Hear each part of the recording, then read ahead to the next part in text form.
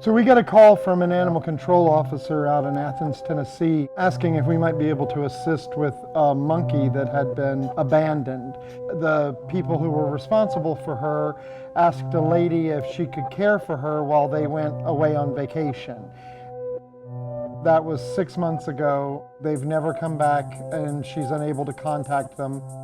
She has been kept in a large bird cage. It's not adequate for a monkey that's almost 4 feet tall, and she's probably lacking a lot of what would otherwise be things of interest to her and stimulation. One of the primary things to know about non-human primates is that they really are so much like us. And they thrive on being in a social group, communication, those familial bonds. And certainly in a private citizen home, they just don't have that, much like a human in a solitary confinement environment. So being in that bird cage, she only had like a 3 by 4 foot space to get out that agitation that she had. Over time, the behaviors start to change. You're going to see a lot of stereotypic behavior, a lot of pacing, a lot of chattering. What's really happening is that animal is trying to figure out how to let go of all this stress and let go of all this agitation. They do get frustrated. They get sexually frustrated. They get frustrated as teenagers, trying to grow up, trying to find out who they are in the world, and they can't get to their world. And so they're trying to find who they are in our world.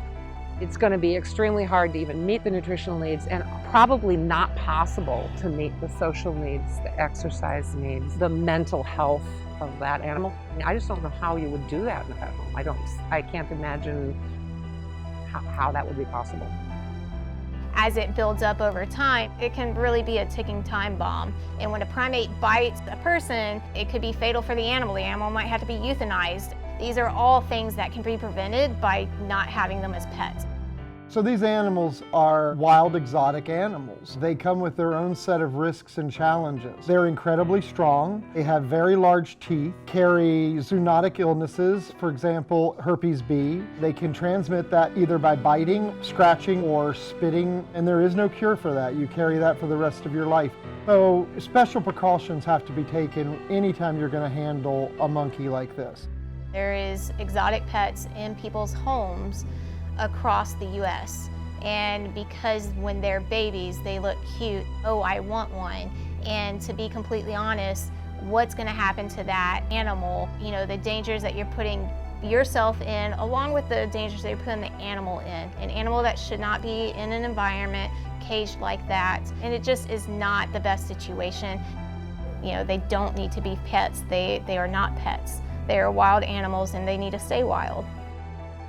It's hard for us to see any animal in confinement, but primates are so like us.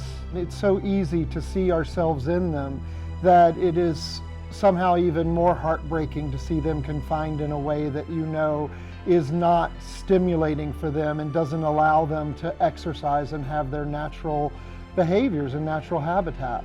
So we're very excited that we were able to get placement for this monkey at the Oklahoma Primate Sanctuary. At this sanctuary, she will have the opportunity to have a much more enriched life full of experiences.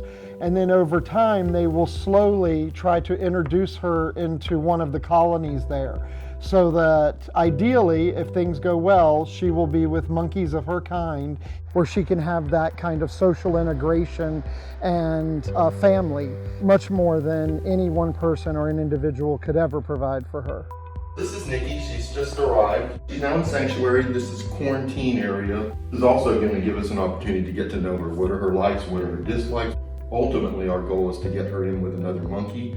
Monkeys are highly social animals, and when coming from a pet situation, it's often the case that the only socialization they've had has been with humans.